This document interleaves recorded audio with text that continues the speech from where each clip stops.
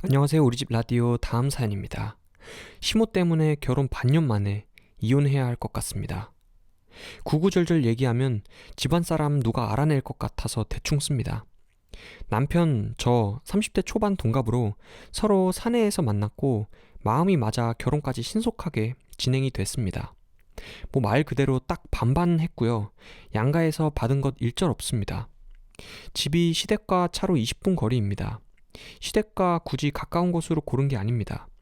저는 대학 시절부터 먼 지방에서 수도권으로 올라와 취업까지 된 거였고, 남편은 원래 수도권에서 살던 사람이었습니다. 원래도 시댁은 직장과 가까운 편이 아니었는데 남편 취업이 확정되고 이사를 한 거더라고요. 통근이 편하도록 말이죠. 아무튼 이 사실 때문에 미쳐버리기 직전입니다. 결혼한 지 이제 반년인데 이혼하고 싶어요. 시모 때문인데 남편에게 말해봐도 별 소용이 없습니다. 차근차근 정리해보자면, 처음 결혼하고 한 달은 눈치 본 건지 안 오시더니 그 다음부터 일주일에 한 번 저희 부부 퇴근 시간 비슷하게 항상 오십니다. 집 앞에서 마주친 적도 있고, 아니면 퇴근해보니 집에서 TV 보고 계신 적도 있습니다. 시아버님까지는 안 오시고 시어머니만 오십니다. 아침에 대충 밥 챙겨 먹고 그릇을 싱크대에 넣어놓기만 하고 출근하는데요. 시어머니 오신 날에 보면 설거지가 싹 되어 있습니다. 물론 바쁜 저희 부부 위해서라고 생각하실 수도 있겠습니다만, 우리 아들 아침을 왜 그렇게 부실하게 차려주냐, 어쩜 싱크대에 밥그릇만 떡하니 있느냐, 냉장고에 보면 음식이 별로 없던데 또 그걸 접시에 덜어놓지도 않고 먹느냐. 아침은 그럴지 몰라도 나름 저녁은 성실하게 차려주려고 노력합니다. 제가 요리 솜씨가 썩 좋지 않아 매번 집밥 백선생이든 아님 네이버 레시피든 보고 만들어 챙겨주기도 하는데, 야근이 잦은 회사라 그러기가 여의치 않은 것도 있습니다. 야근이 없는 날에만 반찬을 한 가지 만들어서 마른 반찬거리와 같이 내어주곤 하는데요. 아무튼 주방에서 설거지하면서 뭘 그리 보신 건지 잔소리가 끊임이 없더군요. 그래서 저도 불퉁한 목소리로 한마디 하긴 했습니다. 어머니, 저도 맞벌이라 땡땡씨 밥 차려드리기가 참 힘드네요. 그래도 나름 챙겨주려고 노력하고 있어요. 그러더니 저보고 하시는 말씀이 맞벌이라도 아내가 할 도리는 엄연히 있다는 겁니다. 밤 늦게 퇴근을 해도 할 건 다 밤을 새워서라도 해야 한다는 거죠. 이러한 실갱이가 있으면 묵묵히 듣던 남편은 그냥 엄마 빨리 집에 가 하면서 얼른 내보내기 바쁩니다. 제대로 변명도 해주지 않는 남편이 미워서 싸운 적도 많습니다. 남편이 워낙 무뚝뚝한 성격이라 싸울 때도 말을 잘 안 해요. 그래서 답답해 돌아버릴 것 같습니다. 연애 시절에는 이렇지 않았던 것 같은데, 아무튼 그러기를 한 3달쯤 제가 참다 이러면 나 못 살 것 같다 말하니, 엄마가 나이가 들어 그런 거니 저보고 이해 조금만 해줬으면 좋겠다 합니다. 어차피 일주일 중에 한 번뿐이고 우리 야근하고 오는 날이면 금방 얼굴 보고 가버리시니 자기가 더 잘하겠답니다. 그게 당신 중재하는 방법이냐고 펄펄 뛰며 난리를 쳐야 하는데, 그때 너무 피곤하기도 했고 오랜 시간 싸운 뒤라 그냥 흐지부지 넘어갔던 것 같네요. 그 후에도 회사 일이 너무 바빠 시모의 방문권에 대해 매듭도 제대로 못 지은 상태가 됐고요. 시모는 여전히 찾아오고 그나마 남편 말처럼 너무 바쁘고 야근이 많아져서 일주일에 한 번 와도 차츰 저희 부부 기다리다 그냥 가신 건지 오고 간 흔적만 있을 때도 있었습니다. 근데 이것도 참 점점 마주칠 일이 없다 보니 이제는 핸드폰으로 문자하며 전화하며 업무 중이라고 끊는 것도 하루 이틀입니다. 문자 내용은 부엌에서 말씀하신 내용 그대로 다시 읊고 계십니다. 아들 밥 주는 게 여전히 시원찮다느니, 요즘 얼굴 보기 힘든데 일부러 피하느냐. 가장 스트레스 받았던 말이 있는데 그대로 문자 내용 써드릴게요. 한 달 전 보내신 거예요. 같이 맞벌이 하지만 생활하면서 내 아들 돈도 쓰지 않느냐. 그만큼 밥도 잘 챙겨 먹이고 내조도 잘해야 그게 여자고 며느리의 도리다. 애는 언제 낳을 건지. 너가 내조를 잘해야 아들을 낳는 거다. 다 그게 복으로 돌아오기 때문이다. 아들 낳는 게 내조 잘해서 돌아오는 복이랍니다. 어이가 없어서. 그나마 다행인 건 주말에는 교회 일 하신다며 그때는 연락이 잠잠합니다. 두 번째로 이렇게 집에 오시면서 뭔가 제 서랍이나 옷장 등을 뒤지시는 것 같습니다. 하지만 이건 심증이긴 합니다. 눈앞에서 목격한 적이 없었거든요.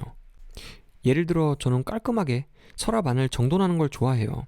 어지럽게 이 물건 저 물건 널브러진 걸 보는 걸 싫어하죠. 물건 찾을 때 귀찮거든요. 근데 살짝 뭐랄까, 서랍 내 물건의 위치가 바뀐 느낌? 화장품 샘플 모아놓는 통의 위치가 살짝 바뀌어 있다든가, 화장대 위에 스킨로션 같은 기초 제품들의 위치가 바뀌어 있거나 쓰러져 있거나, 제가 과민한 것일 수도 있겠습니다만 옷장 안에 걸어놓은 외투의 위치가 바뀌어 있거나, 심지어 속옷 서랍까지도요. 말이 두서가 없네요. 아무튼 제가 너무 과민한 건가요? 부디 심증이길 바라고 있습니다. 하지만 이것 때문에 제 신경이 너무 곤두서고 이 의심을 느낄 때마다 머리 끝까지 짜증이 치솟는 기분입니다. 남편이나 다른 사람에게 얘기해봤자 정신병자 취급받을 것 같기도 하고요.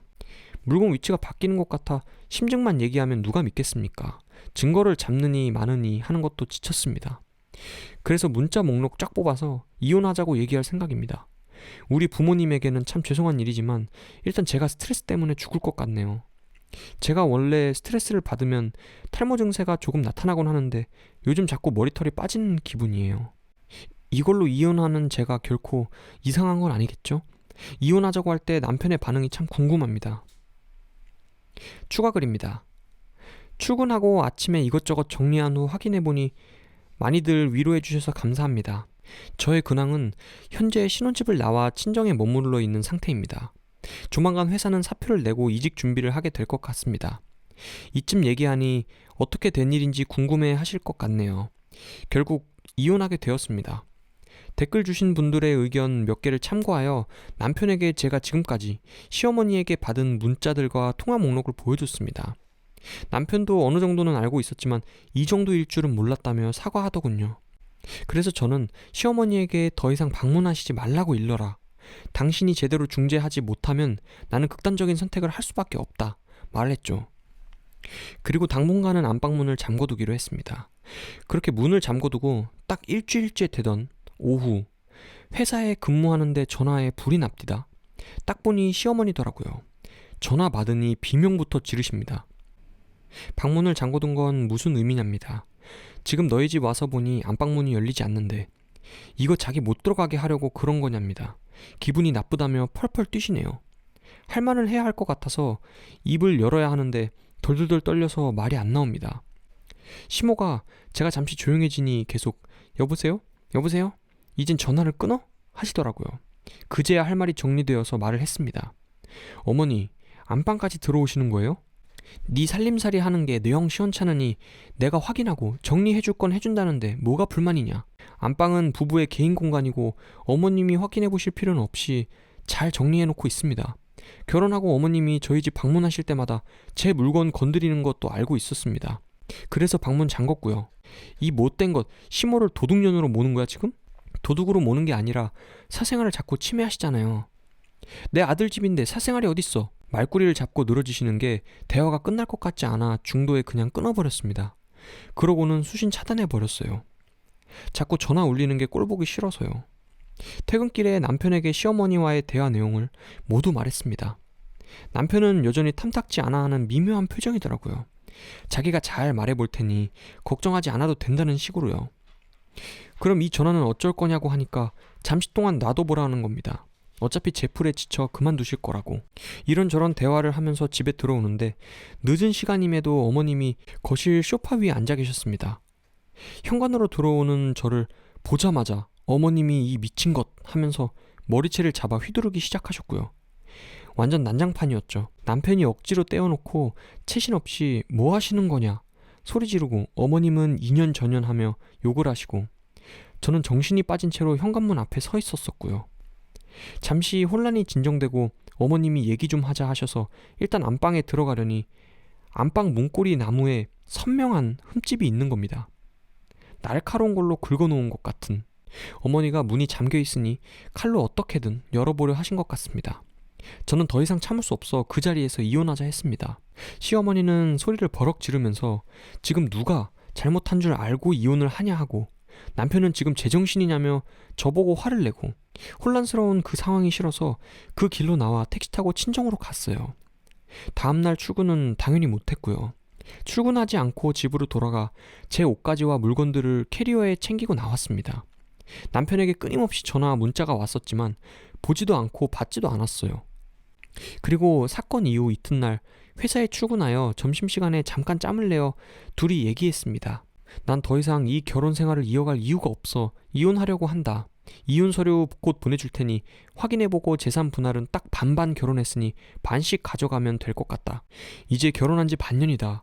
우리 엄마가 문제라면 내가 잘 중재하겠다. 당신의 태도가 너무 미지근하여 이 사단 난 것이다. 난 이제 당신을 믿고 싶지 않다. 그저께 내가 이혼하자 하니 당신이 되려 나에게 화를 낸 이유가 무엇이냐? 네가 너무 쉽게 이혼을 생각하고 얘기하길래 화가 나서 말실수한 것 같다. 미안하다. 아무튼 나는 더 이상 어머님의 사생활 침해가 끔찍하게 싫다. 반년 정도 참았으면 많이 참은 것 같다. 게다가 이 문제로 하루 이틀 싸운 것도 아니고 당신은 이 문제에서 전혀 해결할 의지가 없어 보였다. 이만 갈라서자. 제 의지를 전달하니 남편도 더 이상 별말 없더군요. 이직하는 이유는 어느 정도 경력을 채우고 경력직으로 이직할 생각이었는데 차일피일 미루던 차에 현재의 남편을 만나 결혼까지 하게 된 것이었습니다. 아무튼 지금이 기회라고 여길 뿐입니다. 여전히 가끔 남편에게 전화나 문자는 옵니다. 잘못했다, 미안하다는 내용이 대부분이고요. 굳이 답장은 하지 않았습니다. 반년 동안 이 문제로 질리게 싸웠음에도 남편이 보여준 태도는 너무나 실망스러웠거든요. 시어머니한테도 가끔 연락은 왔어요. 수신 차단을 해놓은지라 모르는 번호로 자꾸 거시는데 이게 누구 핸드폰인지는 모르겠어요. 제가 이따금 받으면 버럭 소리부터 지르십니다. 욕설도 하시고요. 그 이후로는 모르는 번호는 절대 안 받게 되네요. 직업상 번호도 함부로 바꾸지 못하는데 곤혹스럽습니다. 답답한 후기인 것 같아서 죄송합니다. 그래도 더 이상 스트레스를 받지 않아서 좋아요. 친정 부모님은 제가 울면서 그동안의 사정을 얘기하니 좀 받아들여 주시는 분위기입니다.